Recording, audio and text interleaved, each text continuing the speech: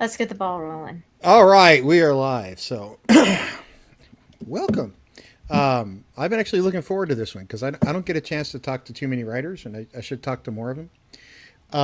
Partially because I like to understand other people's process. I like to understand what drew you to actually wanting to write, and especially people like yourself because you actually worked in a couple of different genres, right? Some people are Mhm. like, oh, I work in this little niche, and you're like, nope, whatever comes on my mind today that seems to be what goes on the paper. Yeah. So, welcome. Why don't you tell everybody who you are and So, what you write? hi. My name is Alyssa Hazel. I consider myself a speculative fiction author, which means I haven't quite decided what I'm doing yet. I mostly write what I would like to call weird fiction and horror.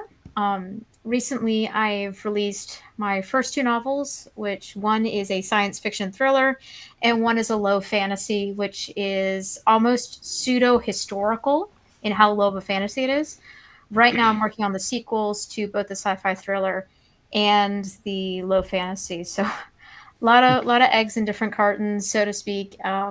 And I have another project, which I don't want to talk too much about because I'm still making sure everything is all my ducks are in a row. But I may be doing some work in TTRPG kind of spaces coming up next year. So, Oh, that's I've been okay. I've been playing RPGs since like '82, and I saw you on the Dungeon Delver, and I got to give you credit for that one because I love the RPG space. I love playing them, but there's some nitpicky people in that field, so you mm, got to be very careful with that one. So yeah, hats it's off to anybody brave enough to do it. yeah, it's I'm considering myself I would be considering myself a subcontractor in a sense Oh, where it's not really a okay. ghostwriter, but like I'm helping the person if Mhm. things go through uh realize and realize parts of the lore, Oh, that like seems pretty cool. putting it into action. So I'm seeing it more as a partnership and you guys are using my talents to build this story set in the Okay. world. So I don't want to get too far into that, mostly because nothing's been confirmed yet. So I try my best. I get excited about things a lot, but I try Oh, my I best um, not to put things out too much. Just sort of try to create a little bit of like that professional kind oh of environment. I get it. I had dinner a couple months ago about one of my books with a guy who's a movie producer, and I was like, "Oh my god!" And then I'm like, "No, until there's something happen, until I see a camera, I don't, Yeah. doesn't matter." But so when you do write, like, so you've got both sci-fi, you've got both fantasy. When you come up with an idea, when you first have your idea, what's the kind of process you go through when you start to work on a book? I feel like my process is very different with each book, Hmm. and because a lot of my books have been different. I know that sounds like a circle kind of definition, but my first three books were all short story collections. So Hmm. each short story was approached in a very different way. Some of them I wrote while I was in college. Some of them I wrote while I was post college. Um, some of which I was able to sit down and write in a single day or 20 minutes, even with some of them. And some of them I took little wrote here and there. So Hmm. it that was a kind of an eclectic figuring out my style and the voice and things like that. And then when the third test came around, it was one of the most challenging projects I've ever worked on because I was going from pre my first three books. I have right now on a hard drive right now is two thirds of a trilogy dark fantasy political thing so that I'd worked on for a while, and that may see the light of day one day, it may not. So I was going from writing like a trilogy series with all that in mind to short stories, Hmm. and then I was going back to um, a novel, and it was some of the I would call it heavy lifting. It was some of the most heavy lifting I've done in a very long time because So instead of spending like 20 minutes with a group of characters, or like one or two characters, it was 9 months with the first drafts, trapped in an elevator with all of these people, and I was about ready to pull my hair out one day, but it was a good rewarding process all the same. So I can feel your pain on the novel side because I don't write short stories, but prior to writing anything in the fiction world, I worked in academia, right? So my Mm-hmm. PhD is in wherever it is. My PhD right there is actually in physics. So I've got papers in scientific journals and academic Yeah. journals. So that's a much different process than writing a fiction story. And when I first came up with an idea for a fiction book, I'll never forget it. It's like, okay, I've got to make something hold together for, here's this complex story I've Mm-hmm. come up with. I've got to make sure it holds together for 350 pages and doesn't have a lot of extraneous fluff, right? So you've got to make sure that story moves forward and you don't lose little strings, right? So do you have a B storyline that you kind of forgot about halfway Yeah. through because readers will come back and fry you on that? It's like, oh, I got to go Mm-hmm. tie that up, right? Or do you have like this 100-page story to nowhere that kind of shows up in the middle you have to kind of clean out? Yeah. So it is a much different process, and I think especially first time. I'm glad you said that because I talk to a lot of first time writers, or I used to people who want to write a book but necessarily haven't necessarily done that. And what I find is that they go into it sort of the same way I did, which was Mm. very naively thinking, "Oh, this will be easy." It's not. Yeah. It's No, really not. it's not. And Jack brings up writing a sequel is more difficult. I've actually done a sequel, Mm. and in ways it is because you have to remember, what was a character going, what was going on with this character Yeah. back here. It was, so it's a little bit different process, and you also want to make sure you're not repeating anything from the first book, right? You're not Yeah. bringing too much forward. I recently realized that the villain of my sequel is named Cole, Kol. Hmm. And in the first book, there is a minor antagonist who's named Cohl. So I'm like, okay, at some point, I'm probably Oh, gonna have to go back and change his name, uh, which is fun. I also realized a while ago, and this is a fun whole other topic about editors and choosing who you trust with your project wisely. Uh, with my first book, uh, I remember being done with an editing process, and I was young and dumb. So I mean, I'm still kind of dumb, but I'm less young than before. Um, you're but younger than I am, so that's fine. um, but the it turned out in my first book there are all these different short stories, each of whom it's separate characters for the most part.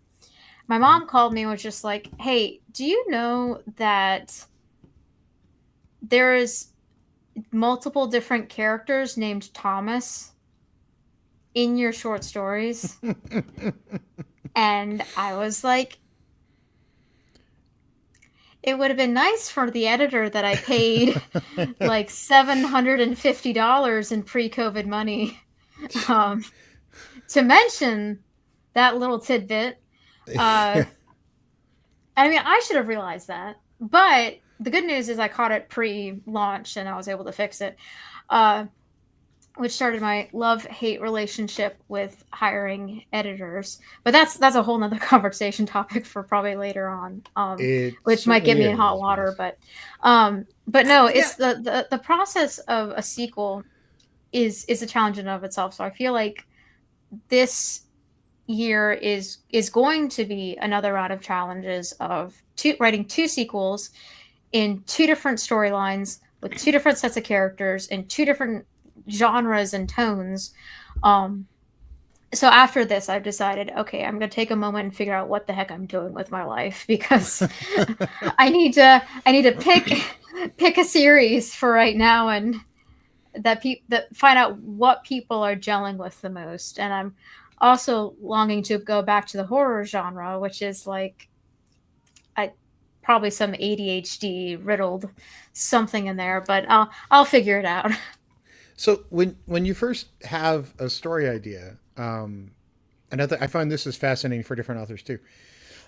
Do you have an audience in mind, or you just have a story idea and you're like, I like that, I'm going to go with it? Um, I really, I generally speaking don't have an audience in mind. What I try to write is write stories that okay, so quick tragic backstory. Insert not really tragic, but like my purpose, my reason for writing. When I was young, I really I loved reading. Like I would devour books, and my dad quickly realized that I was not being satiated by the books that were intended to be for my age group, like the middle school, the grade school. Like I was chewing through stuff. They're teaching The Hobbit in high school where I was, and I read that in like grade school. So that kind of energy. And my dad was like, "Okay, I don't really want to stick her on adult books because there are things in adult books that a child should not be reading, um, generally speaking." So he introduced me to people like Robert E. Howard, to Tolkien, Conan, yeah. that kind of thing. Going back to like the older school and Edgar Rice Burroughs and things like that. I read through Tarzan, great, yeah. yeah, those kind of things. So um, like my grandpa was nicknamed Tarzan for both his athleticism and outdoorsman, but also the fact he collected old Tarzan. So it's a so I write for adults in the Mhm. same manner that Robert E. Howard would. Not on the same skill set, obviously, but I write for that sort of general audience where an adult would be able to enjoy this book, but younger me or like a really voracious reader nowadays would be able to enjoy it. Especially with my horror and like weirder fiction stuff, because there are kids who enjoy spooky stuff, and there really isn't a lot of people doing like the goosebump stuff anymore. I feel like R.L. Stein. Oh yeah, I feel yeah. like the really just isn't a lot. I have a daughter who's 12, and Mm. she was like, "Dad, R.L. Stein is for babies." Sixth grade, Yeah, right? yeah. So I yeah. she picked up and read uh, uh, Silence of the Lambs, Mm. and really liked it and wanted to learn more about serial killers, which made me a little concerned about my sixth grader. But we'll leave that Yeah. part out of it. I feel Uh, like Silence of the Lambs is, I don't want to say it's almost all right nowadays. Like you look at things like Criminal mhm. Minds, it's like, yeah, that's basically a Criminal Minds episode at this point. Basically, yes. Um but creating those kind of stories where if you look back at Red Dragon and Mhm. Silence of the Lambs, these are stories that are well crafted and intended for adults, but honestly, oh, I think a mature minded middle grade reader should be able to read those stories without being scarred for life or the CPS getting called. She now Yeah. wants to try Clive Barker, so I'm kind of like, Well, yeah, yeah. I've read The Hellbound Heart, and I would say that that's probably closer to like 16, 17. I don't know. I It starts getting tricky, I feel like, when you get into things like Stephen King and Clive Barker. I love Clive Barker as a creator, but it's like it's that's a borderline kind of area of what age. It's kind of like Watership Down. Like what age do you present Watership Down to somebody? well, until the battle scene at the end, Watership Down really wasn't that bad. But then at the very end, it kind of falls apart. Right? It's like, Well, oh no, it's not a really happy bunny story well, towards it's the like end there. when the rabbit gets shot. Yeah, It's like sort of takes the fun out of it. when the cat pins the rabbit to the ground and threatens its life. Like this is the happy Yeah, bunny story. yeah, and Yeah, she's anyway. yeah. So when you do these, and I get short stories are different. But when you did your first novel, do you do like a rough? Do you do like an outline? Do you kind of just wing it as you go through, or do you kind of work from a So I try to create something of a like list the characters and things, but then I quickly realized that who I intend. It's kind of like with when you're playing a TTRPG. Like you can intend the character to be something before Mhm. you get it to the table, but until you actually sit down and play the character and roll for things and experience the adventures, you really don't know who the character is. And depending on how you write their speech and how you the voice you give them, like you don't really know those little details until you sit down and start writing. And I've honestly discovered that the first draft really should be treated as two things.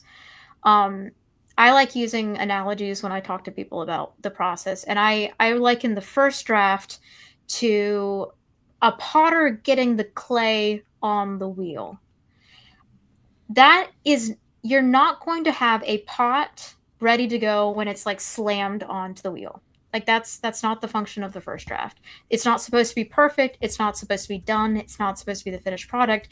It's just you are getting the basic components you need for the story onto the wheel, and until you do that, you there's no way you can get to the next phase. So I feel like a lot of people get tripped up on the first draft Oh, with that in a- mind. absolutely. And the process I use is a little bit different. I tend to I think it's we might be doing the same thing Mm. just in slightly different ways, if that Yeah. makes sense. What I do when I'm working on a new one is I'll sit down and do a 2 or 3 page outline for the Mm. storyline as it pertains to the main character only. Yeah. I don't worry about any secondary characters. I don't worry about any B storylines. I don't care about any of it. I look at, okay, what's going to happen to my main guy? What's the main story? And Mm. it's 2 or 3 pages. And then that gets expanded out in my second attempt to sort of 6 or 8 pages. And then I start to realize from there, I'm like, okay, here's the 15 characters I'm going to need to make sure that all that Yeah. stuff happens. Right. And sometimes as I get 50, 60 pages in, I'm like, well, shoot, I'm going to need one of these. Right. And suddenly you're like, I forgot I'm going to have somebody who knows how to do that to help him on Yeah. his way, right? And I write the action thriller world, with one exception. I did write one book that I thought would be protested, but didn't. I turned a Catholic priest into a serial killer who used the Mm. confessional as a way to sort out who didn't deserve absolution. The whole eye for an eye thing Yeah. got a little out of hand. But throughout writing that and any of them really, it's you have to be able to see your gaps, Yeah. and fill those gaps in. And luckily, I don't know if it was luckily, but I tend to work with co-authors. I've never actually written one by myself. I always work with a co-author. Mm. And the four that I've worked with, it's always nice to have that other person who's responsible for finding those gaps as well. So it's Yeah. important to have a second set of eyes. So do you have somebody who's like your second set of eyes that actually Um, will tell you the truth about what sucks and what doesn't? well, Because honestly, I find some people I head it to, they're only going to tell me good things, and I'm like, no, give me the red meat, give me the crap. well, okay. So when I create it, I usually do the first draft down first. Mm-hmm. And I treat the first draft as if I'm telling myself the story. So then I let it sit for at least a week, maybe two, depending on my timeline, and then I go back to it And and that, I that's and I that's read it. shockingly important. Otherwise, you Yeah, don't see the holes, right? So. yeah, and then I go back and I start reading it, and then I decide, okay, I use that process to read it, see what makes sense, what doesn't.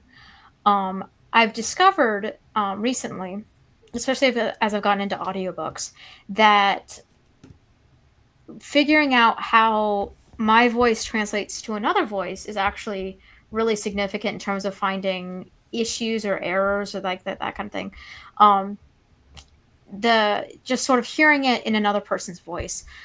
So what I might start doing is with like a third draft after I get people's feedback, read the book parts of it aloud and see how it translates verbally, because sometimes getting the information back in another way helps. Right now, what I'll typically do is I'll introduce beta readers at the third draft. Generally speaking, Mm-hmm. it's rare that a book goes beyond a fourth draft, especially with how prolific I've been writing. I've been creating books with so usually I rely a lot on the beta readers I work with. Mm-hmm. Um, I think I want to get more beta readers Mm-hmm. in and that kind of thing, but I've had some very excellent uh, people reading back into it. I usually have my dad read because he's one who introduced me to books. He's also a person who is able to tell me what he thinks without being mean about it, and he's Mm-hmm. not somebody who's not he's going to lie to me about it. I'll Oh, but I usually wait my dad until was brutally honest when he saw my yeah. first one. He's like, "Are you sure?" I was like, Yeah, I knew something was going well with the third draft when my dad with the third test, I should say, when my dad said to me, I started enjoying myself during while I was reading this book. "Oh, Um, nice." he actually compared the antagonist or the villain of the book to Kingpin from the Daredevil, and I'm like, I think, I think if my villain is drawing that comparison, uh, I think I've got something there. So I think that's it's good. yeah, So um, yeah. I I had a chance once before I actually published my first book to work with not work with, but I got a chance to I don't know if you call it beta read or proofread or whatever Mm, a chapter from one of David Baldacci's books. You know, so he's like nice. 200 million copies in print or something. And I actually got a chance to kind of trade emails with him because we have a mutual friend. And I asked him, I Hmm. was like, I'd love to read, more of this. And he's like, well, he's the way he works is a little bit different than most people, partially because he's David Baldacci and he can get away with it. Yeah. But he'll take, especially in his thrillers, he'll take a chapter and send it to somebody who's an expert in what's going on in that chapter, Mm, and say, hey, look, can you read this and make sure number one, I haven't lied about anything, and number two, that it actually kind of holds together and makes sense, right? So he'll yeah. send chapters at a time out to different people, and he's got a core group of people he really trusts that he sends like entire sections of a book out to. And it was really kind of an interesting idea, and it's one that I've done a couple of times where I'm just like, okay, hey, look, you know a lot about this, send it off to you, make sure it's both interesting and I'm not making stuff up. Because when I wrote this book called The Last World War, we set off a nuclear bomb, like you can see Mm, behind me. And I looked up, all these radiation poisoning things, all this stuff going on in emergency rooms, and I sent that off to some ER nurses that I knew personally, and one person who knew a lot about radiation sickness. And I felt pretty good because one of the ER nurses came back with, "Hey, this kind of grossed me out. Can I read more?" And I was like, "Score, I guess." yeah. If I can gross out a nurse, I guess that's a good thing. Yeah. But and we hit it right on the mark. We did pretty well anyway. The book has done pretty well. It's still over 4 stars on Amazon. It's got a Nice. couple hundred reviews now, so I can't complain. I think it's done 6,000 copies or something now. Nice. So it's done pretty well. It's over 2 million pages on Kindle Unlimited, so it's done pretty well. But I liked it when somebody in the profession was like, "Oh, that was really gross. Do some more." Yeah, I was like, "Okay." Um, but when you use now, let's go back to beta readers for a Mm, second. yeah. Have you ever gotten something back from one that made you like look at an entire chapter and go, "Okay, I'm going to either rip that out, start over, throw it away," Well, I that is a at this point not necessarily, but I've had people mention things in notes and things that make me want to dig into like a topic more to expand in certain Mm-hmm. things. Um, for example, when I was working on the third test, there was a gentleman. Okay, just for context sake, in the third test, the main villain, her son, is one of the more I don't want to say morally gray because that has connotations, but he's one of the good person in a bad group kind of situation.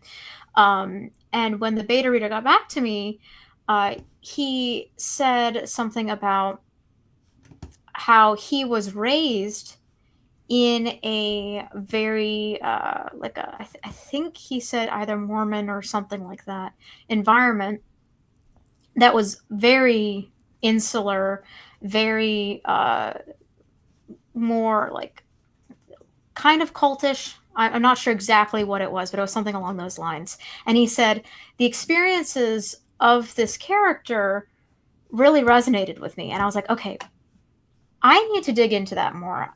I need to expand on this more, and I need to help put that into and build the group and his surroundings more. So after that, I went and I was like, okay, I need to learn more about modern day cults and that kind of thing, and personas that lead those kind of cults and build into the villain. Because at that point, the villain wasn't as developed as I would like her to be. So I went and I watched a documentary series on Jim Jones and the history of that, how it got started, who was in the group, and how it ended. And by the end, it was probably one of the most like, okay, the word bummer is not the right word. But it was one of those, it was very depressing, and has stuck with me for a very long time. But it gave me the context that I needed to really round out the group, how they operated, how they related to each other, how they treated outsiders, and what eventually led to their downfall. And I was able to use that knowledge, and I think because that beta reader spoke into that with his experiences, I was able to give the world a little bit more fleshing out. Cool. So that actually is one of the reasons. Stuff like that is why I like working with co-authors. On my book, The Diocese Dilemma, the one about the Catholic priest that's a serial killer. My co-author is a retired combat medic who served in Afghanistan and has a Purple Heart and all kinds of combat experience. And during the ritualistic killings, we decided, hey, look, let's make it more like the Inquisition period of the Catholic Church, because eye for an eye, you take the worst sinners, you give them the worst punishments. And Mike got really into it. He's like, I don't even have to research this stuff. It's like, okay, Mike, I already know it. I'm like, I'm concerned about a couple of things, and because I've known him since high school, and I'm in my 50s, so I've known Mike a very long time. You were the Peter Jackson did to his Christopher Lee. Pretty much, and people don't sound like that when they're stabbed, and you're. I know. Okay. And what was funny about it is I'm an Army vet as well, but he was on the combat medic side, and I was on the other side of that equation. And he's like, yeah, it's not the same when you're not looking through the scope and you actually have to fix the stuff. I was like, dude, I got out in 1996. It was way pre-Gulf War on Terror for me. It was peacetime in comparison to what you did. Yeah. And he stayed in through the War on Terror, which was, a much different set of things than I ever did. But for him, it was like, it got really, and it was kind of funny because at the end of it, he's like, actually, a lot of my PTSD problems kind of went away when I was working on that book. I'm like, glad we could help, whatever it takes, man. But I think finding those beta readers and doing that research, and had I not worked with Mike, it like with your beta reader, it gives you a chance to go say, hey, look, let's dig in more to this and let's make it more alive on the page. And as I think back to when I was a kid, I was an avid reader as well. And the authors that stick out, I mean, I never throw a book away. My kids pick on me because I've got 1,200 of them or something around here. And then my father passed away and I wound up with more of them. So it's like they're everywhere. And the authors that, when I think about books that that have been burned into my brain that I want to pick up after 10 years and reread, it's not the ones that are like, okay, let's just have a happy-go-lucky, sort of that B fiction back of the bookstore stuff that used to exist at Walden Books and whatever, that I pick up and read. I'm just like, Larry Niven and Jerry Pournelle, right? One of the best science fiction books I think I've ever read is one called Lucifer's Hammer. Amazing book. Let me write that. Put that one in a. So it's, and I liked it so much that I've got a first edition of it now, which oddly enough was put out by Playboy Press when they did fiction books for a while. You read it for the articles. There were no pictures, I promise. Wouldn't have made the book any better. But it. They had this concept for a book, and they were both kind of famous writers at that point in time. They both were sci-fi, and I mean, it's Larry Niven and Jerry Pournelle, they're all over. And but those two guys working together went to their editor with this idea for a book, and it was, hey, what happens if a comet hits the Earth, and what's the aftermath of that look like, right? Yeah. What happens to humanity? And the editor goes, well, that's a pretty good idea, but how about if we discovered a comet, it hits the Earth, here's where civilization falls apart, now we have to rebuild it. Right. So show the apocalyptic thing occurring, and then show a little bit before and a little bit after what that's really like. And as a result, it is one of, I think, it's burned in my brain as one of the best ones out there. And if you look at some of the interviews they did about it over the years, they were like, yeah, we went and talked to NASA scientists, we talked to geologists, we talked to, what would it really be like if a comet hit us that hard? Would it be worse on land, worse in the ocean? What's it really look like? Does it cause, what secondary problems does it cause?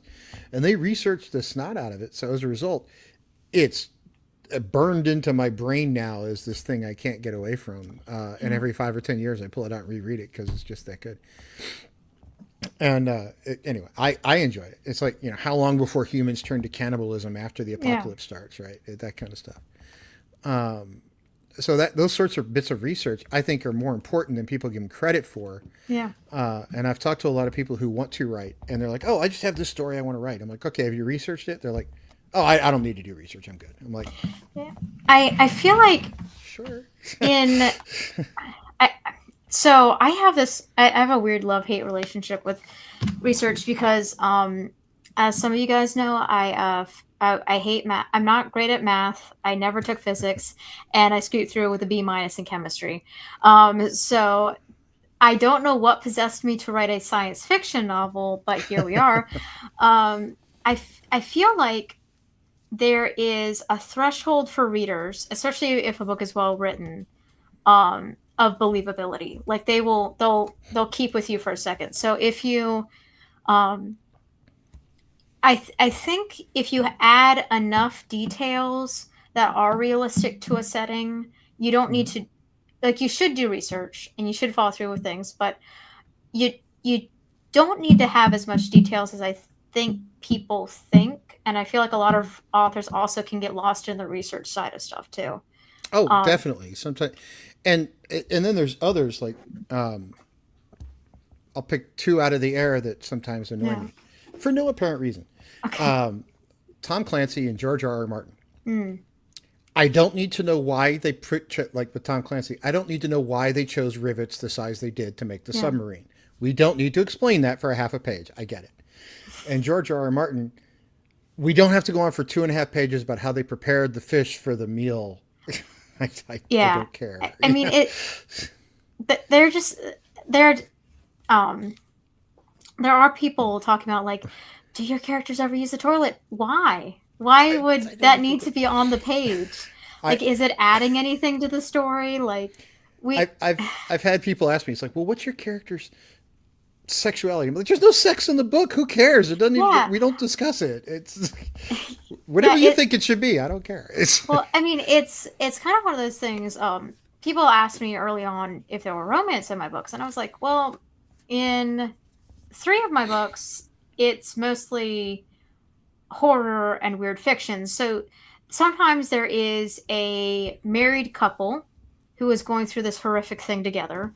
Sometimes there is sometimes there's a divorced couple coming back together. Like, there's some elements, but that it's never the main, like sex is never really the main focus. And then when it came to the third test, people asked me, well, is there any romance? Well, the one of the main characters is like 18 and like wouldn't realistically, I mean, that's not what the story's about. So it's just like, if going back to what we're talking about, it's picking the details that matter to the context of the story. What does the reader need to know in order to process the scene?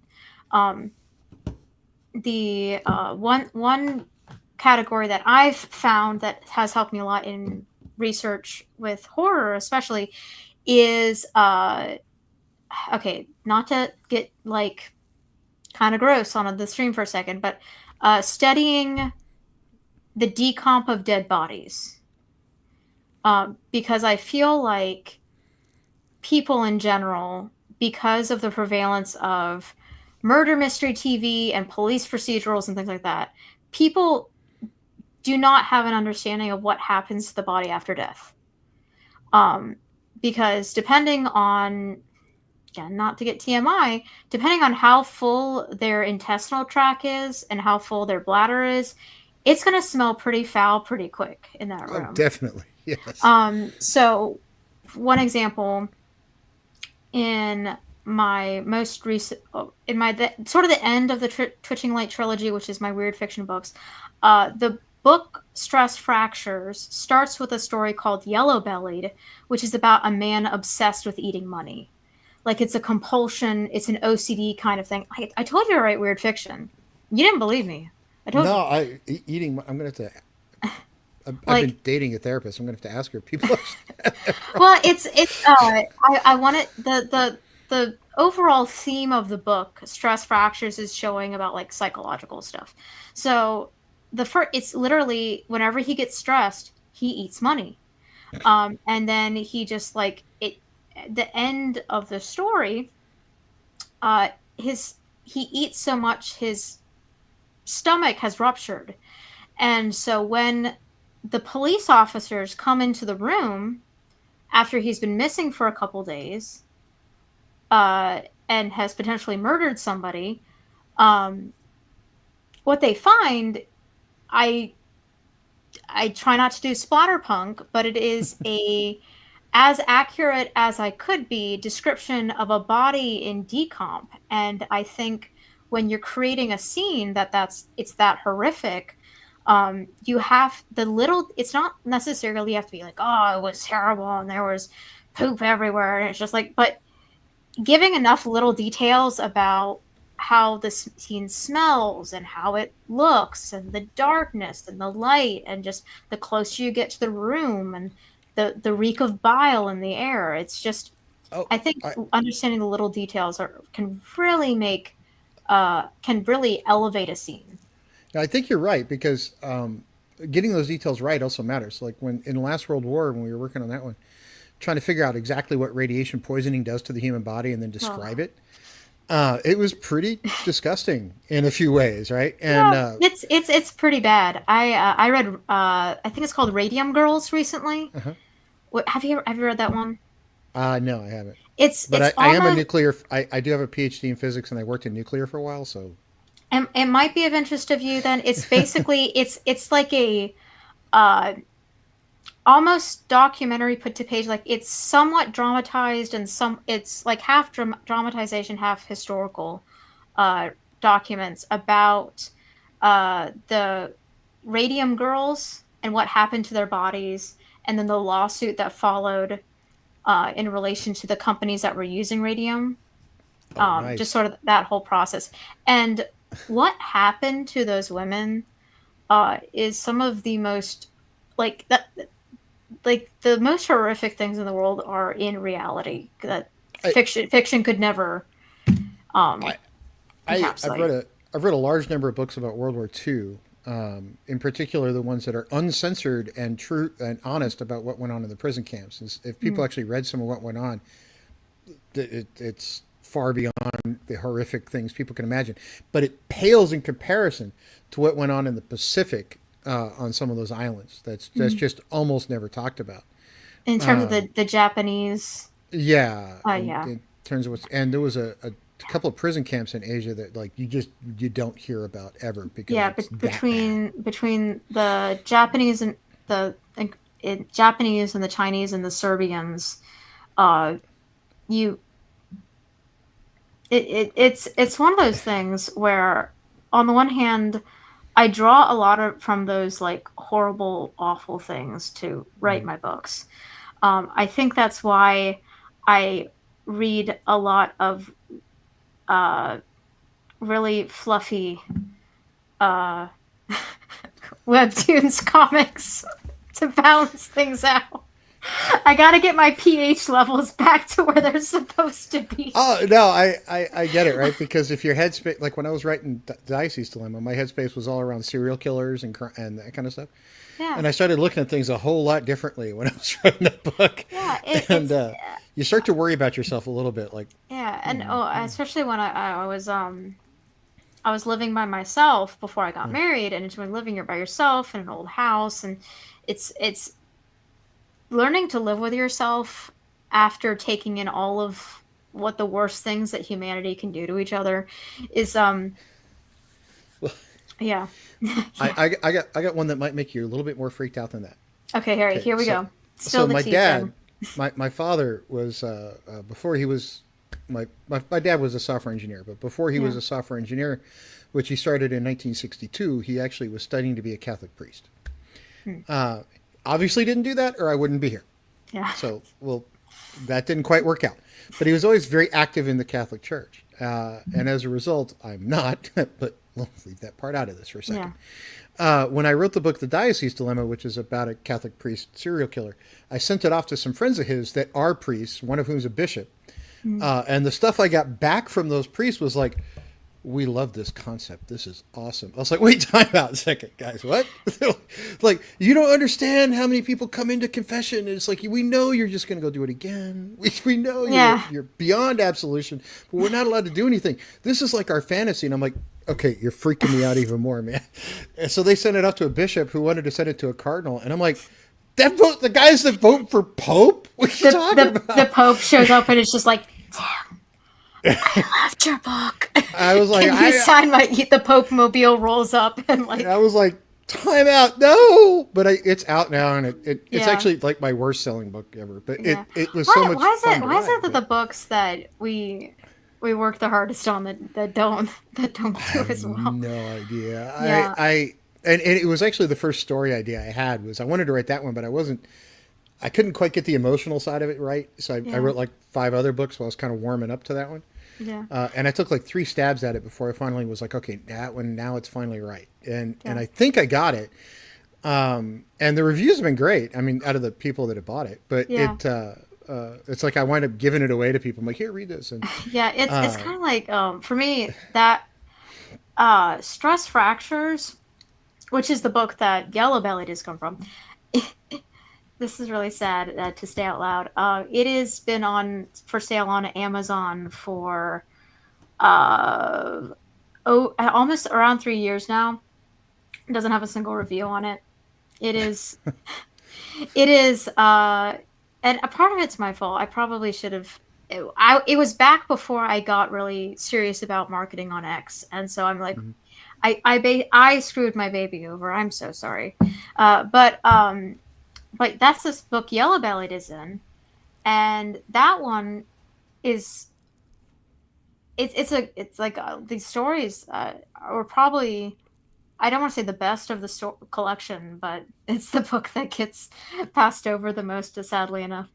But I am actually thinking that I might, because to bring up a topic that I think we talked about on X earlier, uh, Amazon has gotten me a little worried with how they've been doing Kindle stuff recently. And so I'm right now, one of my projects that I have in mind is I'm going to take the 3 books in the Twitching Light trilogy um, and combine them into an omnibus Mhm. and see if I can get some more of the short stories in circulation, but also try to get it available on other platforms besides just Amazon. So uh, it's that's going to be a fun process. Yeah, it's so Amazon until you get to sort of 30 some odd reviews, they get Yeah, really picky about giving you product placement on people's yeah, searches. Once you get past, I think it's like 35 reviews, you show up a lot more and it gets a little easier. It's like, oh, to get sales, you have to have yeah, sales, but to have sales, it's yeah, weird. But you're right. X is an interesting place to market. yeah. I'm finding personally that Threads is working reasonably well as also, as is Instagram almost is useless for this kind of stuff. Instagram, I feel like depending on the genre, Instagram can do incredibly well. But I think think I think I if you're think it writing romance, that's what I was gonna say. It kind of has to be romance, or it's just yeah, not going anywhere. yeah, YouTube, TikTok does pretty well, but you have to be willing to do videos on a regular basis, which I don't really. I'm starting yeah. to get better at, but Well, the thing with TikTok is that I think kind of recent developments, not to even go into politics, I think recent developments have shown that um, relying too heavily on that kind of platform is not a good long-term strategy. well, I tell people all the time, and full disclosure, I own a social media management company, right? Yeah, So I tell people all the time, do not put all your social media eggs in one basket. Spread it out as far and wide as you can, which becomes its own pain in the neck because then you have to be active on a bunch of platforms. Uh, there's a tool for that. Yeah. But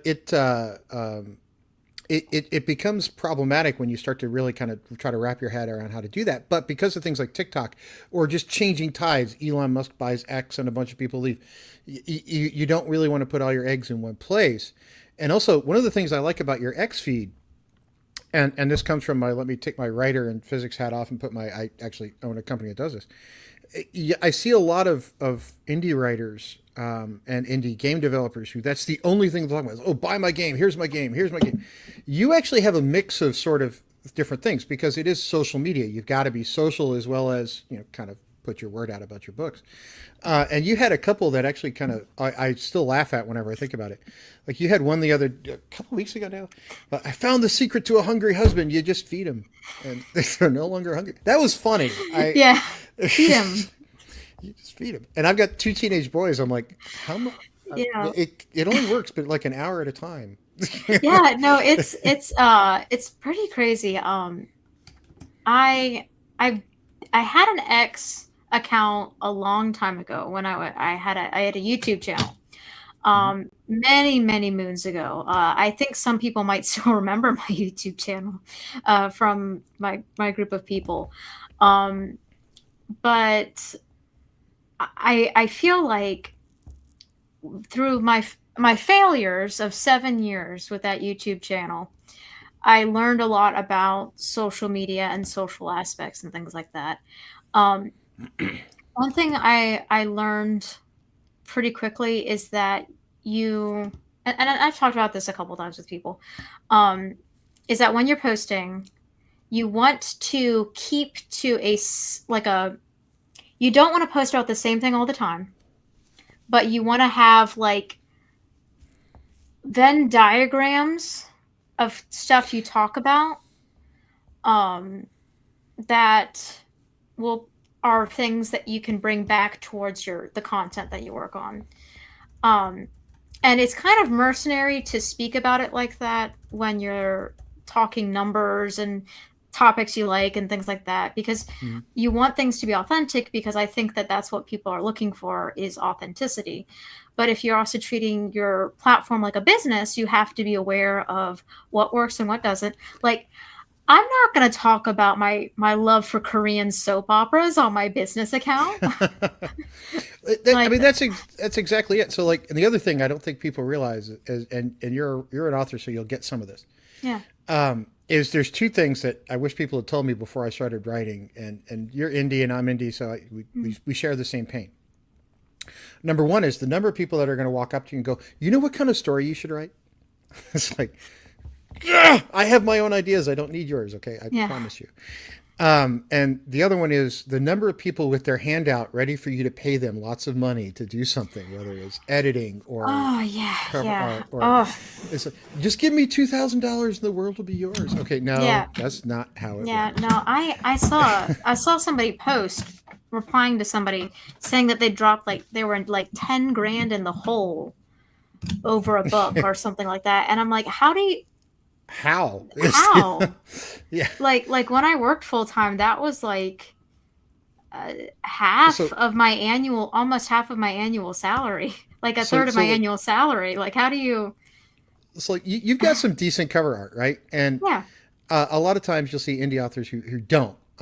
yeah, And I can tell people, cover art matters, and it yeah, matters in ways that you can't possibly imagine. So yeah, like sometimes you can spend a lot on cover art, sometimes you can not spend so much, and you can still get a good product yeah. without going AI. So like this was my last World War series, and I think I spent Yeah. $200 a piece And on those. I think the AI conversation is one of those that I've kind of openly stated this a couple times, but my stance on AI is, um, I don't know enough about it to make a definitive decision or go solidly one way or the other. I And I think for the most part, the genie's out of the bottle a little bit. it very much, Yeah. and But I work with the stuff, so you can't uninvent it. It's not yeah, um, coming back. I I don't know if you would consider me a mentee, but I have somebody I would consider a mentor who taught me a lot early on about how to present myself to conventions and how to just presenting myself, who is a strong advocate for human artists, Mhm. and sort of out of respect for him, I I would never use AI for my So cover art. I would never use it. I would never use it for a finished product. So like Yeah, this one right here, this is my book Diocese Dilemma. This is probably the most I've ever spent on a piece of cover art. That one yeah, cost me $400, I think. yeah, But I really wanted something special because this book was very personal to me. yeah. So I wanted to kind of go crazy. So I actually got the guy that did the Ghostbusters when they rebooted Ghostbusters with the Mm, kids. I actually got the guy that did the movie poster for that to do my book cover. nice. And it cost me like $400. Yeah. But I will tell you that I'm working on one that's almost finished, and I have used AI to generate an idea to send off to a human artist to say, hey, look, I'm thinking about something like this. Right. Yeah, So like I use it to storyboard, but I'm not going to use it for a finished product yeah, and by any for stretch of the for imagination. me, I'll use AI for like meme stuff or Oh, like social yeah, media posts, like yeah. because it's mostly just to add something. For example, if I'm putting up a paragraph from that I've recently written in the second Mm-hmm. initiative, which is the third test sequel, um, and I need a striking image for X because people engage more with posts that have something attached to it, Mm-hmm. usually like a pretty woman in chainmail, but that's besides the point. Um, Chainmail bikini gets views. I'm that's sorry, true. it It's just true. does. It's true. But Dungeon Delver, if you're still listening, wear a chainmail bikini on your Tuesday night live that's stream. true. More people are going to watch. That's true. That's true. But um, I'll use it for like social media posts. Like one of my favorite things to do is like pit presidents against each other in MMA style fights. So if I couldn't use AI, where would I get a picture of what was it, George Washington and Teddy Roosevelt about ready to duke it out? Like where would So, I find that? so Um speaking of president, somebody tried to back me into a corner on who's my ideal candidate for the next one. no. And I'm like, guys, I don't care. It's like the Well, problem. There's two problems in politics I will address. Number one, if you think the president is the biggest problem in D.C., you're wrong because it's really the people in the House and the Senate with like a 95% reelection rate. yeah. Number two, the next presidential ticket, there should be one choice and one choice only.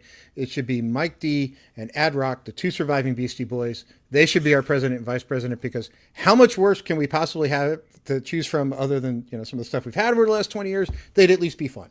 Yeah. And So, my biggest thing is I don't know. I think okay, politics is one of the most boring things. Everybody talks about it. Uh, I, and you're not going to okay, all change right, all right, all anybody's right. mind. Let me put it like this. I have my political opinions, and some people will probably guess it by the fact I don't like the IRS. So, and I'm a small business owner. So you can probably make something of that as you will. I'm staunchly of the opinion that if you are operating your own house, well, it doesn't matter who's in the White House. Um, Absolutely does not. if you don't budget properly for if you're trying to be a writer and you're not budgeting properly and you're not tracking things and you're not investing time, it doesn't really matter who. I mean, it does matter somewhat, policy wise, whatever. But like, if you're not taking care of your own stuff in your own house, then there's nothing out there that can be worse than with what you do in your own house. Like if Oh, you're taking care of yourself and things like that. and I also find it funny when depends on where you live in the country and how people look at you. Because when I lived in Massachusetts, I was a right wing nut job, and here in Texas, I'm a left wing lunatic, and I'm just the same person. I haven't really changed. Yeah. It just means that I look at topics. I don't necessarily like. I don't care if it's an R or a D. If it's a good idea, that's where we go. Yeah. Yeah. So Um, I do like but lower taxes because I do own my own business, and yeah, that's just me. that's true. God bless Texas. It's, But on that note, I live in Maryland, so I, I I live in perpetual misery. But I almost took a job in the DC area a dodged number a of years bullet, ago. did you? Yeah, I would have been All in right. McLean if that tells you who it was for. Um, so But I think that does bring up an interesting topic. Leaving the political sphere and going back somewhere a little bit safer. I'll come back and I'll have a couple angry emails over I my I IRS hatred. I don't know. But I don't mind the IRS. I just don't like paying them. That's that's the true. thing. I Um, do pay them. I promise everybody I I pay. pay my taxes. My husband forces me to pay my taxes. There was Anyways, an old Chuck there's an old Chuck Norris joke. There's all these Chuck Norris is so chuff yeah, jokes. And one time Sports Center got Chuck Norris to come on and read his own jokes, right? Because yeah. they pulled a bunch of them off the web. And he got Mm. down the list of one of them. He goes, every April 15th, Chuck Norris just sends in his form with a picture of himself in the fighting position. Chuck Norris has never paid taxes. And Chuck goes, I assure you, I have paid and paid and paid some more. And I'm like, it's probably It true. just looks in the camera and winks. Yeah. um, My uh, favorite joke that he wrote, though, but was that Chuck Norris has a bearskin rug. The bear's not dead, it's just afraid to move. I like that one. Um, it's okay. So Back on to the all this stuff. back to writing. Um, what because we were talking about the expenses that go into it, especially with the cover art. Yeah. What processes have you found that save you money when it comes to writing? Because I think a lot of people look at the whole process and think, oh, I can't create either. I have to spend a lot of money, or my So book is going to come out looking like garbage. so the first thing I did was I connected with other writers, right? So I went to some local writing groups, some of whom have writers that are never going to actually write anything. They just like hanging out writers groups. Some of whom are people who are actually kind of working, and they're usually the quieter ones of the group Yeah, that aren't talking very much. So I made friends with other writers. Okay, and I was like, look, what kind of works for you, what doesn't work for you. And I had conversations like this one about process and product and all that kind of stuff.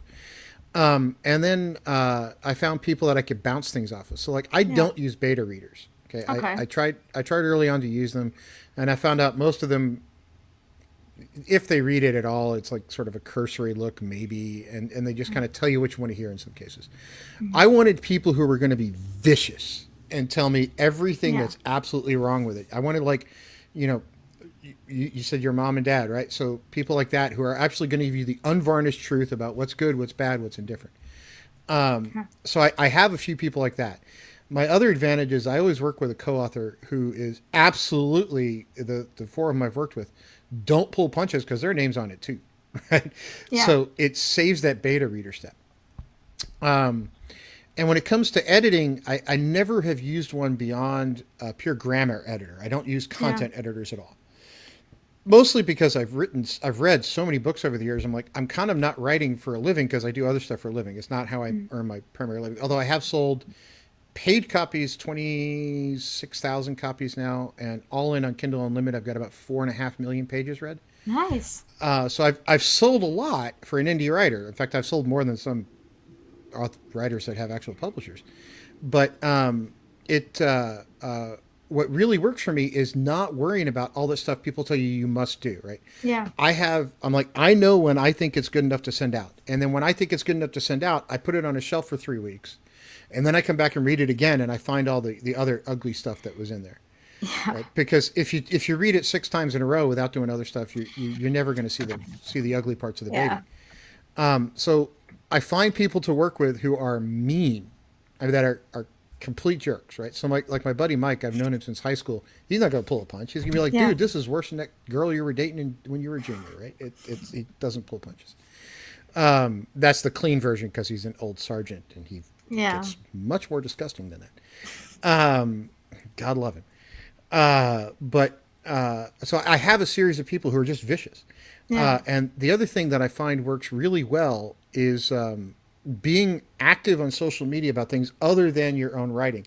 Because yeah, I talk a lot about other writers. I have a whole YouTube channel about, well, I'm a scientist, so I talk about yeah, old Nobel Prizes, scientific topics, and books that I like to mm, read. Same thing on TikTok, on Facebook, on wherever you find me. That's usually what I'm talking yeah. about. X is a little different because it's kind of whatever. X is like social media on crack. It just like Yeah, moves so fast. X can be a very interesting place, and It can be. it I feel like oddly enough, I have grown the most on X than I have on any other platform, and I don't. It's probably because I'm a girl. Let's keep it real.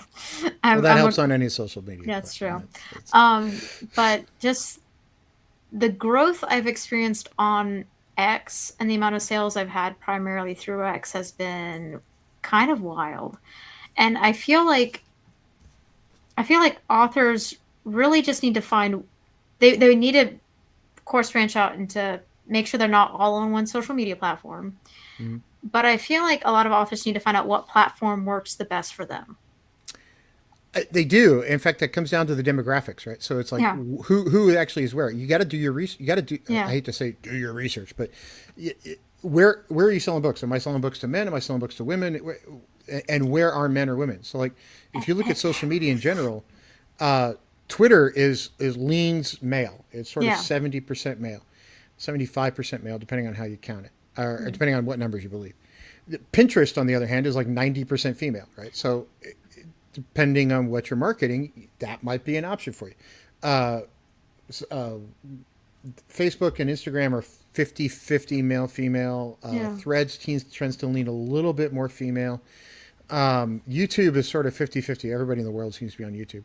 Yeah. TikTok, who knows? Those numbers are all over the map, but there's so many people on it, you almost can't ignore it at this point. Unless they ban it again, in which case you have to ignore it again. And it's, who knows? It's jury's still out on that one. Yeah. It's again why I'm glad I didn't. I tried to use TikTok at one point, and then I found myself wasting hours making a video that would flop, and I'm like, I could have used that time to write my book. Yeah. Exactly. And you have to get comfortable with video. That's the other part. Is Yeah. I didn't really start YouTube till like a year ago, and I kind of got somewhat serious about it. Dungeon Delver, thank you. You helped me with thumbnails. Yeah. It I got better at thumbnails. I got better at video. I got more comfortable talking. Yeah. Live streaming, and as a result, I've got 12,000 something followers on Twitter. I'm almost at the same number on YouTube now. Right? So I'm at 12,000 something. YouTube's about to pass Twitter at this point. Yeah. So you just have to figure out what works for you on each platform because each platform is different. Yeah. And what an audience on Twitter wants to see is not at all what YouTube wants to see, is not at all what Threads wants to see, is not at all what Instagram wants to see. So you have to really figure those things out. So analytics on the different platforms become your absolute best friend. Yeah. So you need to dig into those and not ignore them because they Yeah. matter. And The, there and there's a part of me that would such a double-edged sword of I would there's a part of me that would love to just palm off Instagram and Facebook to somebody who actually knows what they're doing, but that would require me making enough money to justify hiring somebody who knows what and they're doing. it is not inexpensive. No, no, and here's the thing, and this is goes back to like the budgeting thing. When you can find somebody who is worth their weight in gold to help with your project, it's amazing. But they are also you're gonna pay gold to get it, It's not cheap. and it's also at the point where there's so many people, and I don't know if this is going to be a controversial opinion. There are so many people out there who will say they will provide a service, and then do a sub quality job, and you end up having to redo it yourself, and you're out like 500, $600 in the I, process. it's part of why I kind of stopped dealing with external anything but grammar editor. Yeah. Like, am I using the right word in the right spot? And honestly, Grammarly is getting so good that you kind of don't really need that anymore because Yeah. Grammarly pretty much has it. Yeah, and it's I haven't now the third test is a bit of an interesting wrinkle because the third test I don't know how it ended up being my most popular book. I Okay, all right. This is a mother talking about their first novel, so a lot of people seem to really like the third test so much that Mm-hmm. they wanted a sequel. I finished editing that thing at 3 o'clock in the morning and hit the publish button. That was a mistake. 4.6 stars, man. Yeah, That's not too well, bad. I go in and I'm like, somebody found a bracket at one point in the book, and I'm like, how did I don't even use that kind of bracket when I make things? How did it get in there? And it's simultaneously the book that I think launched me into figuring things into, and you should go read it because I am nothing but a snake oil salesman, and I'm gonna try to sell people some books while all this time. But it's simultaneously the thing that I wish that I had taken one more round of look over with it, preferably when I didn't just arrive home from a convention, went straight to my computer, started editing at like 8 o'clock at night till 3 o'clock in the morning, and then hit the publish button. Like that, Well, that was the. I know that sounds like a wonderful thing to do, but I, in my infinite wisdom, should have waited until the next day to I'm look telling you, over it always, again.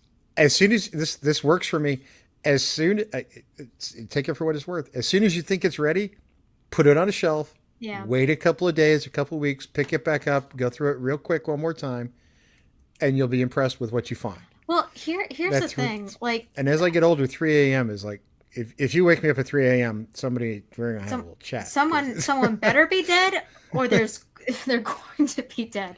There's going to be Um, a funeral one way or there's the gotta other, be yeah. right? But and the fun part is I learned from that, and the goal is to have it uh, ready to go by mid-June so that I can look over it again and read over it again and market it properly and actually do what I'm trying to do, and then have it launch in July. Um, so that's the goal. Um, but I kind of just realized recently that I need to produce more books if I'm going to make this my full-time gig. Mm. But I also wanted them to be better books. So I feel like I've had to lock in recently because I feel like I have been, not to sound like some Oscar winner right now, and I'd like to thank the Academy, but like I have had so many wonderful people over the last, I want to say, year or so try my book, read it the whole way, let me know what they thought about it, um, and take the time to read,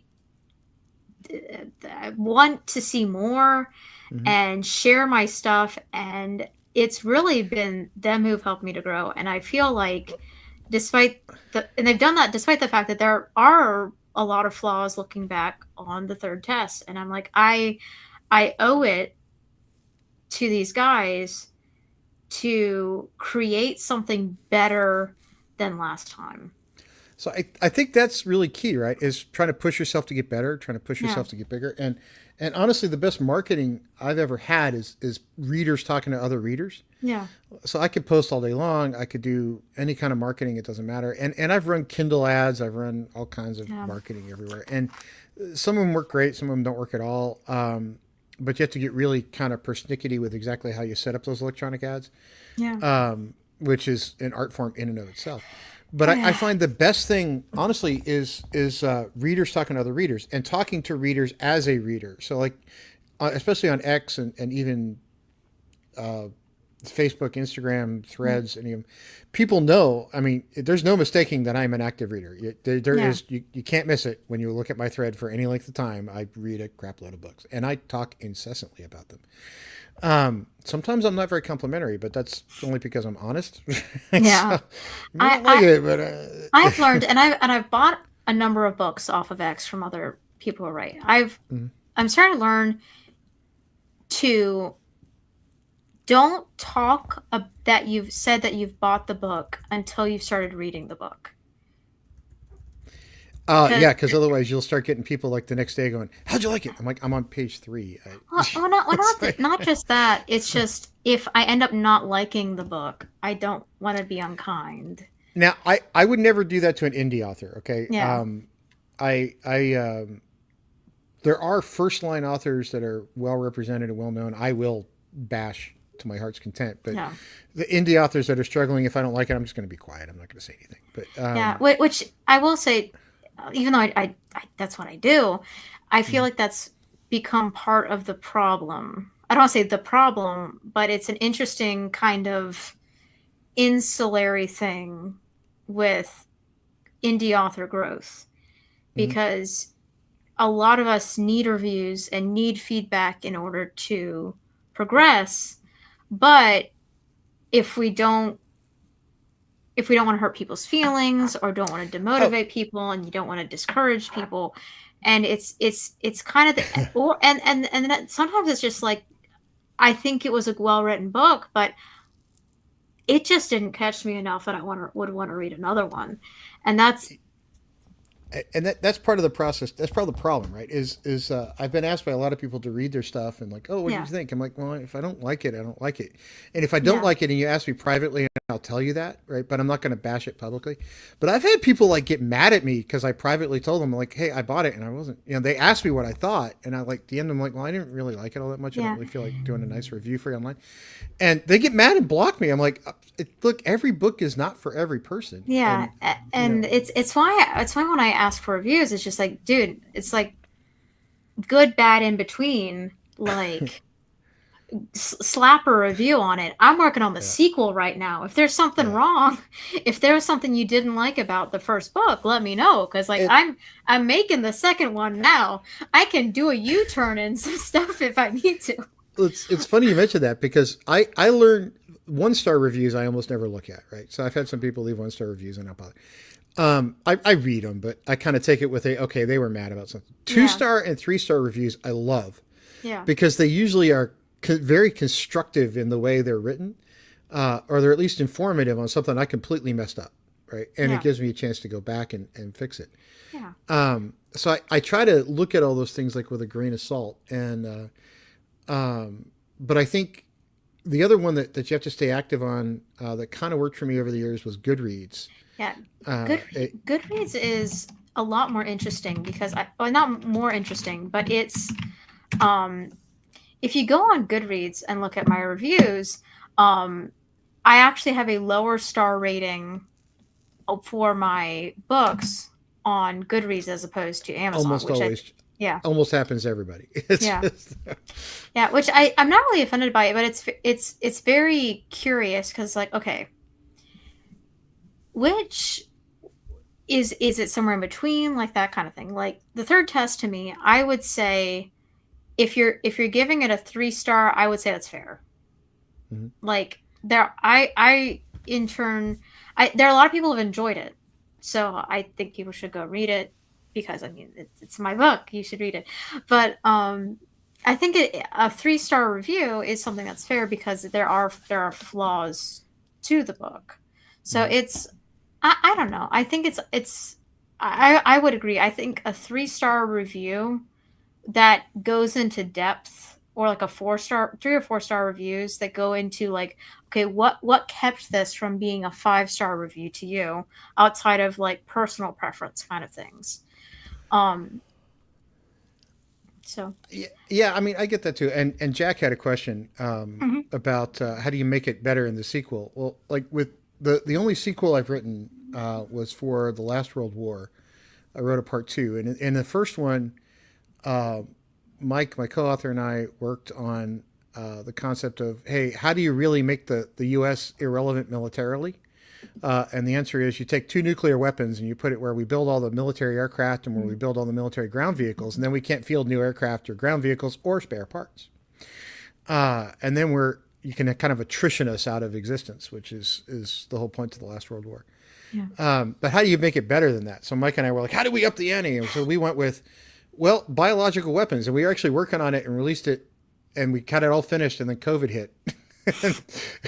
And we released it like right around the time COVID started. And we're like, look, we promised this was actually in the This work was like not a year intended. ago. This was not intentional. We thought of this like a year ago. This is how you destroy the U.S. is you take us out with a bioweapon, and Yeah. and then people are like, what are you going to do in the third one? I'm like, you know what?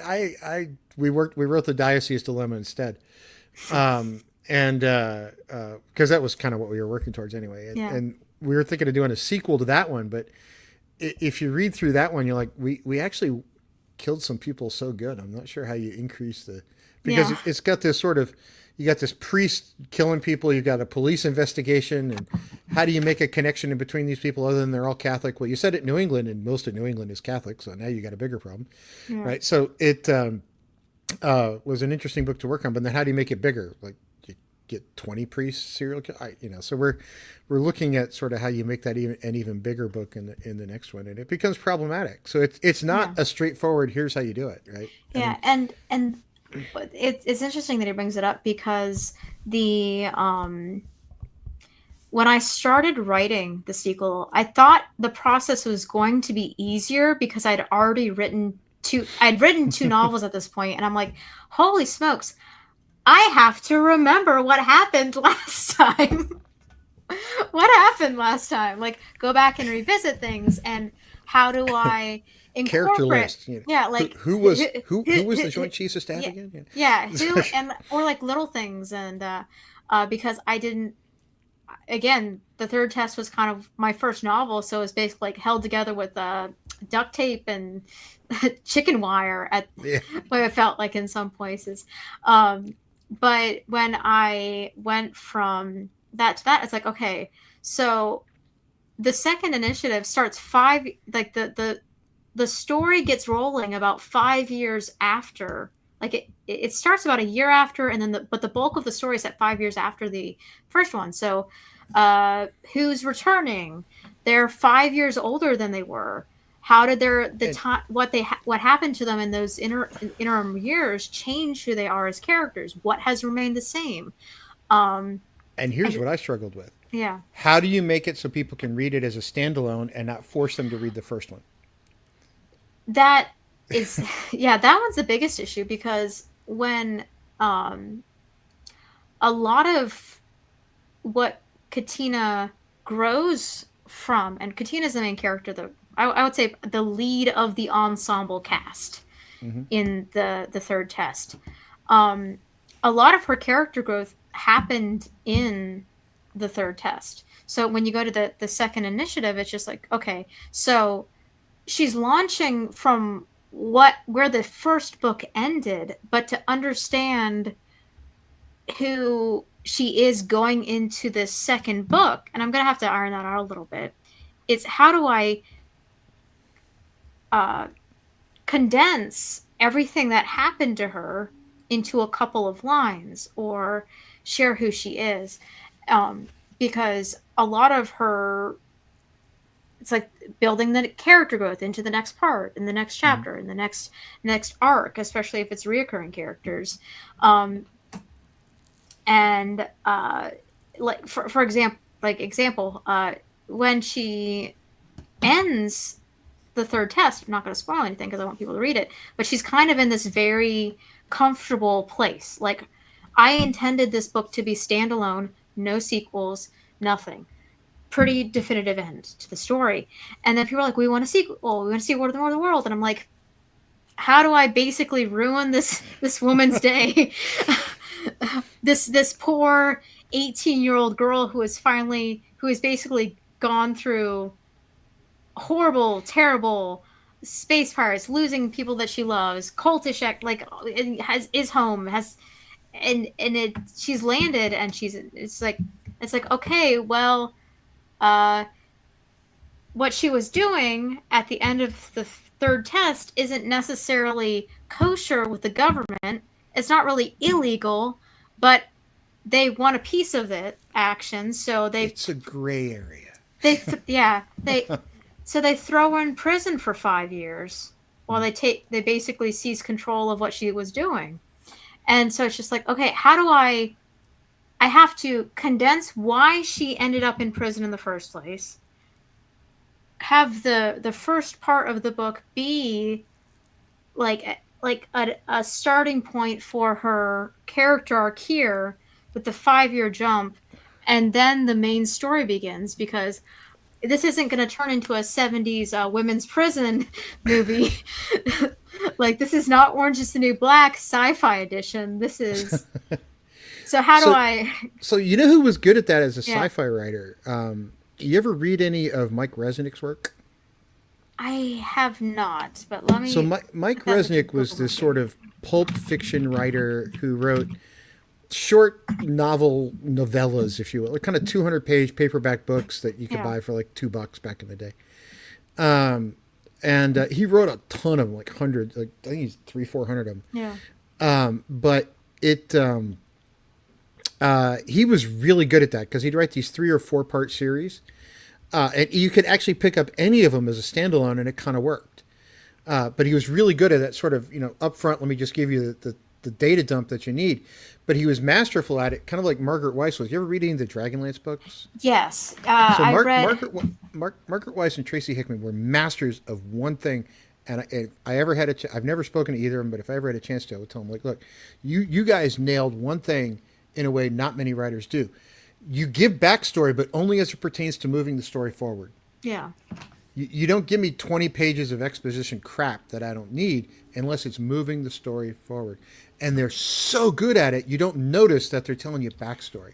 yeah, Mike Resnick's that level good. yeah, and that's He's it's what I'm gonna have. It's basically the second, like I was talking about at the beginning of the stream, is that the first draft is me telling myself the story, and then I'm gonna have to go back and make it make sense to other people. Um, so the so I think that's gonna be the big heavy lifting of going from the first draft to the second draft is getting the exposition moved in a way where it's understandable, but people don't need to read the first book. Like if they want to go back, they can, but because now that I started with the book, the third test, and the second book is the second initiative, I have basically contractually obligated myself to write at least one more book with the word one in the title somewhere. So yeah, you kind of get in trouble with it. Kind of I why did I do that, Tim? I don't know why I did that to myself. Why did I assume with my first silly novel, like, yeah, don't, this is one shot, standalone, sci-fi book. It's gonna be a short little thing. Let's see how it goes. And of course, it's just like, No, I give you you credit for got that. more. You got more of this. I give you credit for that because I see so many, especially first time writers, going, "Oh, I'm working on the first in a 10 part series, and they're all going to be 80,000 pages." I'm like, how can you possibly know any of that when you're first going into this work, right? Because it's so kind of subjective on what actually kind of makes that final cut and what doesn't. And I don't know if a story, when I start writing something, I don't know if it's going to be 80,000 words or 180,000 words. I have no idea. I kind of have an idea where it's going, but how long is it going to take to get me there is Yeah. the other story. So I got to show you a cover of one, Mhm. just because I think I'm gonna make you laugh. I'm gonna Okay, all try to. right. I'm ready. I'm ready. I'm ready. And If I don't laugh, it's gonna be very it's very bad build up for this, okay. right? But So here we go. All right. Mike Resnick, I'm Okay. pulling up a picture of one of his books. Wrote these sort of sci-fi with a twist, and it sounds like that's kind of what you're doing. He writes Yeah. sci-fi that's not space opera or Star Wars or Star Trek. Yeah. His sci-fi was always different. Mm. He wrote one series called the Velvet Comet that was about the best brothel in the galaxy. So it was against a lot of laws on different planets, so they put it in orbit because what else do you do with the best brothel in the I galaxy? mean, it's if it's in international waters, like You can do anything you want, right? yeah. And then he wrote this series called The Tales of the Galactic Midway, and this is my favorite in the series. The best rootin' tootin' shooting gunslinger in the whole damn galaxy. By I feel like that would be a made up meme cover that would be floating around on X for like, we used to live in a civilized country, but he did it. He I own that book. uh In fact, mine's autographed. really. So I own it's sitting on a shelf right over there. It is exactly what you think it is. It's hilarious. I wonder if I look through my collection right now if I'd find it because I picked up I think I picked up a bunch of paperbacks recently because that looked interesting. Uh, but one of them I picked up was Arthur C. Clarke's Childhood's End. Was it I Arthur don't C. think I've Clarke? read that one. It's short. It's very interesting. I picked it up because people were saying it was a very disturbing book, and I'm like, I read it, and I'm like, this isn't necessarily disturbing, but it is interesting. Um, like, uh, basically aliens invade and sort of kind of, but it's I don't know, it's very odd to describe it. It's a short read. I'll ever but check it out. but they don't kill anybody. They just like monitor people and like take over everything, and it's Hmm. I don't know. It's very hard to describe, but that when you we're talking about short sci-fi, I wonder if we're gonna get back into a period where there are gonna be a lot of shorter pulp style So indie so books. funny you should mention that because I was cleaning going through some of my dad's books recently trying to I wound up in a bigger place, so I wound up sort of organizing my book collection recently, and I was going through my dad's stuff. He had all these old analogs that Yeah, were sort of the old short story magazine that came out once every yeah. month or every other month. And I think I've got everything from the '60s through about 1988. But it's interesting you mention that because I really think the world's getting back to that spot. The trouble is, how do you, as a writer, actually make any money at it? Well, But I think part of it, when I was showing this back a couple years ago, there was this younger guy who's like, my attention span's gone, but I that's why I love these short stories. Uh, I I have become sort of a fan of I like to read. I read all the time, so yeah, it's like not surprising for me to pick up a 600-page book. But my dad when I was a kid, he used to have this rule. We'd go to the mall, and if Dad was taking the mall on a Saturday, he'd go to B. Dalton's and buy two books and say, okay, the rule is by the time I'm finished with the second one, you have to be back. And I was like, how the hell can you read two books in an afternoon? My dad could do it. Um, so when I'm out with my teenagers, I'll take like a shorter book or some mm. analog stuff, and I'll read them. Like, okay, you have three short stories to get back. They're like, Dad, that's not fair. I'm like, how long is that? I'm like, I don't know. Depends on I've how good been they are. I've been recently trying to get back into like the thicker, chunkier books that I Uh-huh. used to just devour when I was a kid. Like I could read a 700-page book in a weekend. Like that was my I Who's was so who's your who's your favorite writer? oh gosh. I have this weird thing where I don't cling to authors as much as I cling to like I like this, I like this, I like this. Um, I would say if I was gonna say a favorite author, if we're talking like fantasy old school stuff, I would say I have read. Let me rephrase it. I'm going to See, say I have read the most from. Like, this is exactly what the best writers do is like favorite. Oh, right. well, So it depends on the week, right? well, it's like okay, if we're talking about who I have read the most from, because Mm-hmm. I feel like that is probably the most apt comparison. Like, I can say Lord of the Rings is very well written, and I respect Tolkien and that kind of thing. But my favorite authors, the ones I've read the most from, I would say is probably Robert E. Howard. I read a lot of his Okay. stuff. Um, I've read a great deal of. I've Robert E. Howard and Edgar Rice Burroughs were both staples at the house. Um, I read a lot of the Sherlock Holmes stories. I have like the anthology book of all of those. I have a lot of Agatha Christie books.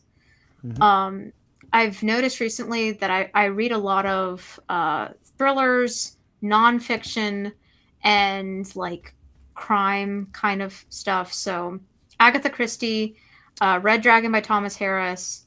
I really like R.L. Stine stuff. I go back. He's very much. I know they said he's for babies, but that's I like going back to him and like Christopher Pike because I Oh, feel okay. like they were peak kind of short horror pulp fiction in that era. And R.L. Stein's done like if she's interested, she's done he did the Fear Street series, Mm-hmm. which was aimed at older readers. If I said your daughter liked the She's spookier 12, yeah. stuff, yeah, so Right. she might like Fear Street, the Fear Street stuff. Um, and they're because same author, but definitely aimed more towards like high school kind of readers and things like that. Um, but I don't know. I like going back to those kind of authors, like the short, pulpy kind of works. And I haven't read any of the Game of Thrones books, and honestly, at this rate, I don't think I'm going to. Uh, You know, they I've read them, and the first one was good. The second one was good. After that, he gets really long winded. So since you like weird little horror things, I'm going to make a recommendation to you. It's an older series, but it's actually I think they're putting more out now. The Hell series that was actually edited mostly by C.J. Shura, whose name I can never pronounce, and Janet Morris. Each one of these are like a collection of short stories, but it's about different people's experience in hell. So it's like, what was hell like for Napoleon, or what was hell like for Hitler? It's there's a whole one about lawyers in hell, or there's a whole one about Lawyers in Hell must be it was an interesting one. jokes there. There's a few. Side note: why don't sharks eat lawyers? That's a good question. I don't know. Professional courtesy.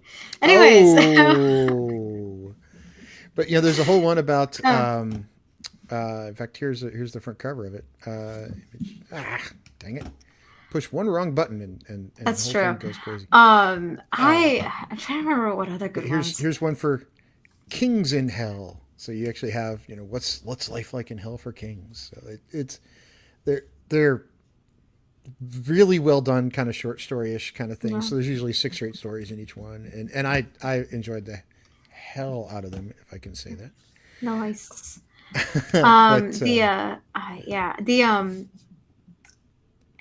I just am. It's going to be very interesting to see what happens between both the pulp indie scene because I feel like there's been a lot of.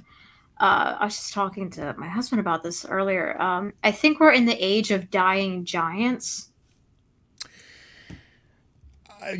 considering Tom Clancy and Robert Ludlum are still publishing books 10 years after they passed, 10 or 20 years after they passed away, I think you're right because I think people are getting sick of seeing good writers spend their time writing in somebody else's voice. I think we're going Well, to see it's eventually. not just that, but like in terms of to bring up the hot topics of Twitter, like Wizards of the Coast, Star Wars, Disney, like we're seeing a lot, and even in publishing houses, um, publishing houses are going through a lot of like the bigger. They're still making money, but they're struggling. I feel like from some of the numbers there was like an anti-monopoly suit. A couple years back, there was an editor strike. Well, Um, and indie doesn't have the sort of stigma it once did, right? yeah, So it's come a long way. So it's not. yeah. I would be very interested to see over the next 5 to 10 years how the indie market adjusts to all of this because I feel like we're probably going to see some indie publishers become a little bit more like a middle ground Mhm. between the trad publishing and like self publishing. We'll probably see a couple more kind of rising stars. Hopefully, we'll break up the monopoly that's been going on right now between Penguin, Random House, that kind of thing. Um, Yeah, because when I walk into a bookstore that's not a used bookstore, it's like you can kind of predict what's going to be on the shelf, right? It's the same 20 people every time, and it's all about the back catalog, and maybe there's one or two new people in there, but they're all pushing back catalog. yeah, And I think part of that, if you dig into the numbers from the traditional publishing side, is if you talk to them or you dig into their quarterly reports deep enough, you find out 90% of their revenue comes from back catalog anyway. yeah. So they're like, why bother with new people, right? It's like all of our money is coming from stuff we've had the rights to for 50 years. Well, and um, the other thing that kind of made me eventually go indie, there was a couple of things, but one of them was that there was a there's a percentage of trad published authors, and I don't know the exact number, so I'd have to look it up. But it was something like I want to say like 10-20% of the traditionally published authors sold less than 12 copies. Yeah, it's not, and yeah, I saw it was like the average. It wasn't just that, but it was like the average sells like 500 copies or something. Yeah. And I'm like, And I look at my sales and I'm like, okay, I don't make enough to like I describe it when I was on I think it was on Dungeon Delver's stream um last year. I said I I do I don't do as well as I would like to, but I'm doing better than most. Um Yeah, and to be in the top 1% of indie, it's only like 100 copies a year or something. So Yeah, it's a brutal market. And that's one of the things I was going to tell you. I like the fact that you got a lot of your books on Kindle Unlimited because you yeah. find a lot of avid readers there. Well, the weird thing is that I don't get a lot of avid readers. I whenever I check my stuff, I don't get any traction in Kindle Unlimited. Really, Yeah, I think right now my reading, I've there have been some months where I don't get any Kindle Unlimited reads. I haven't Um, looked at mine lately, but yeah, I it might just be because I don't. I most some months I sell more paperbacks than ebooks. Um, really, because for me it's the other way around. So like I just looked at mine and I've got 26,000 pages this month on Kindle Unlimited, which for me is a little bit, it's not too bad.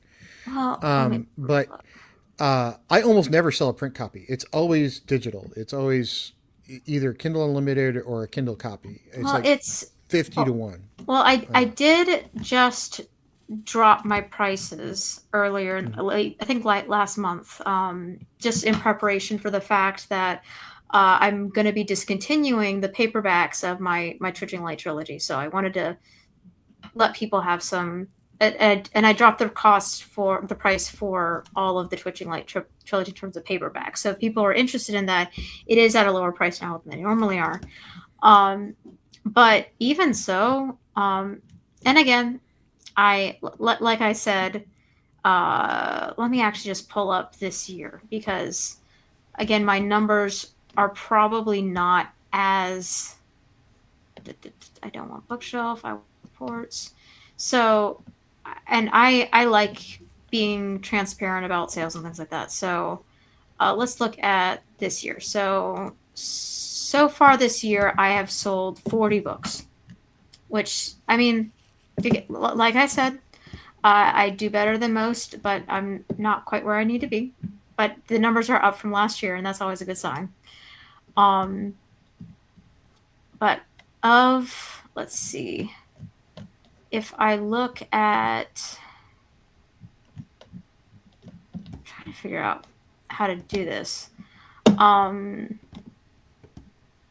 so let's see.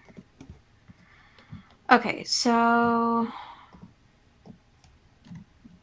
sorry, I'm just trying to figure out if there's a way to.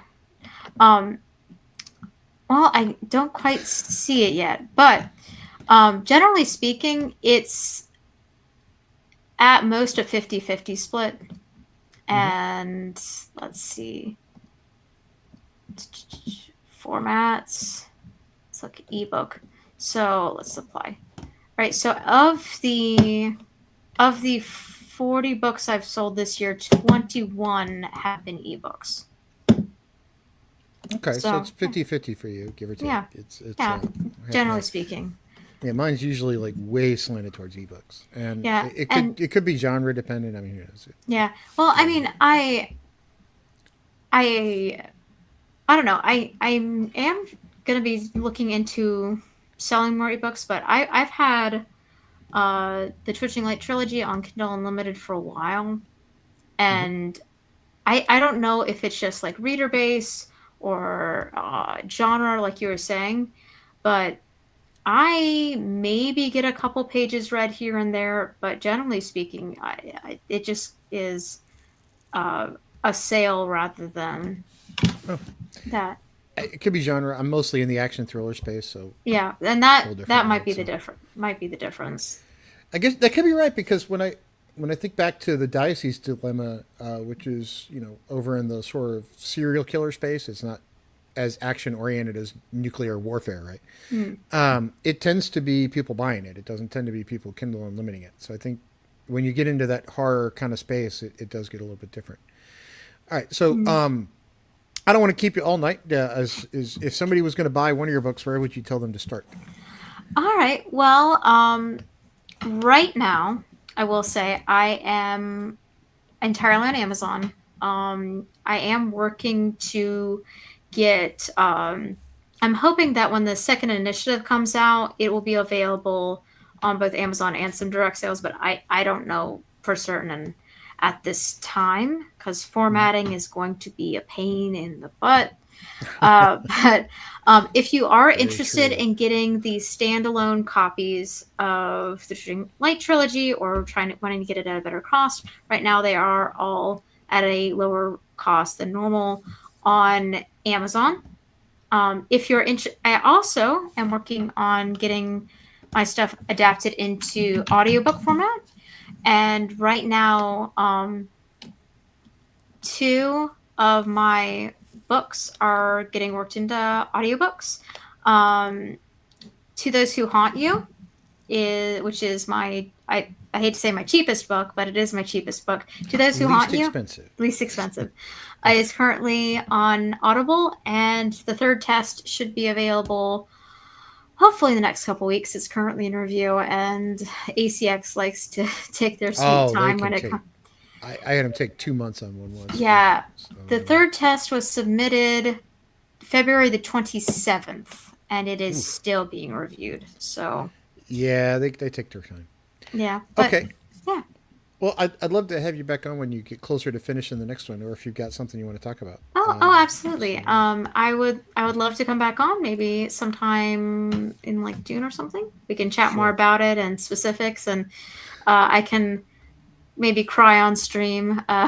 Try not to cry. Formatting edition fails instantly or something like that. It's that, and no matter how, and people laugh, but no matter how many times you format something, Amazon, when you upload it, or any of them when you upload it, they give you this previewer where you go look at Mm. it. You're like, you flip through every page and you finally get to the point where you're like, hey, almost, dang it, there's another one. It's like there's always Yeah. that one page that just If you never don't quite mind me works. asking, what program do you use to format? Um, I usually just use the word templates that Amazon gives you, and do Gotcha. it by The hand. KDP. Yeah. Gotcha. So I use that stuff. I I'm trying. Yeah, I'm trying to figure. Do you know if there's a way, not to get us off topic of do you know if there's a way to you convert the KDP file into like a one to use elsewhere, or are you kind of locked into Amazon? You're kind of locked into Amazon at that point. Yeah. And they, I will tell you this, they do give you better placement in the Kindle store if you click the little exclusive box Yeah. with Kindle Unlimited. But the only way they give you decent placement. So I've kind of like 90% of book sales on the planet go through Amazon anyway. So it's That's kind of true. like, well, I'm going to play the big audience. Yeah. I have talked to people that swear by Apple Books, but Apple Books is like 2% of the market or something. Yeah. So I'm like, I don't really want to, subject. I don't really. Okay, I get it. Amazon's the big company. Well, hey, but it's ninety Yeah. percent of book sales. Yeah. It is what That's it true. is. That's true. But if you stick around a minute after we end the Yeah. stream, I will show you a trick. So, thanks everybody for stopping by, and we'll have Alyssa Hazel on again when she's got more to talk about. That's true. Talk to everybody soon. All right. Bye.